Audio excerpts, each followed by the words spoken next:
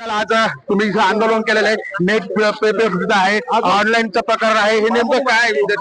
प्रत्येक परीक्षा ऑफलाईन व्हावी यासाठी आमची मागणी आहे. विद्यार्थ्यावर खूप अन्याय होतोय. गोरगरिबाचं लेकरू शिकतंय, एका वेळेस तो पोटाला पोटमारा करतो, तर त्या विद्यार्थ्याला न्याय भेटावा. टीईटी परीक्षा शिक्षकांसाठी सोपी असावी आणि ती देखील ऑफलाईन असावी. पोलीस भरतीचं जे काही वयवाढ आहे ती समस्या, वनरक्षकची भरती लवकरात लवकर यावी, या प्रत्येक मागण्यांचा सरकारने विचार करावा. सर, मला सांगा की जर तुम्ही आंदोलन करताय, विद्यार्थी मात्र आत्महत्या करतात, याकडे कुठं सरकार दुर्लक्ष करतं? याला विरोधी पक्षही जबाबदार आहे आणि सत्तेत असणारं सरकारही जबाबदार आहे. एक मारल्यावानी करताय आणि एक म्हणताय चोमाळल्यावानी करतोय. मोठ्याला लोकांना पैशावाले पेपर फोडणारा आणि पेपर कोणासाठी फोडतो दोघांनाही गुन्हा दाखल करणं गरजेचं आहे. मागणी आमची एकच आहे. तुमच्या माध्यमातून आम्ही सगळं सरकार मायबापला विनंती आहे, आमचं वैर तुमच्या सोबत नाही, तुमच्या ठिकाणच्या मंत्र्यासोबत गेलाय.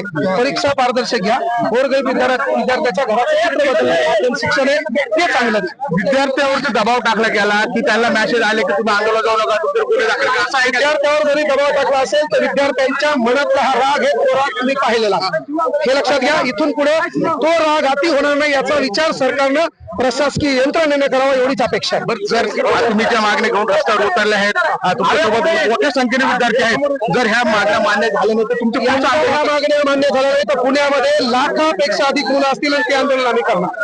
आज जी एकजूटपणा तुम्ही दाखवले, तुमच्यासोबत अनेक शिक्षक होते, रोहित पवार देखील आले होते, दीपके देखील आले होते आणि विद्यार्थी खऱ्या अर्थाने पाहिलं तर मोठ्या प्रमाणामध्ये सहभागी झाला होता. आता जर आपण जर प्रश्न जर पाहिला तर नीटच नव्हे, टीईटीच नव्हे, तो राज्यामध्ये प्रत्येक होणारी एक्झाम आहे त्यामध्ये प्रत्येक शिक्षणासाठी असणारा पेपर पारदर्शक व्हावा, त्याच्यातला शुल्क कमी करण्यात यावा, भरती टाइम टू टाइम घ्यावी, सिलेबस नुसार अभ्यासक्रमानुसारच पेपर व्हावा. नसेल तर हे ट्रेलर आहे, अभी पिक्चर बाकी है. अभी झाकी बाकी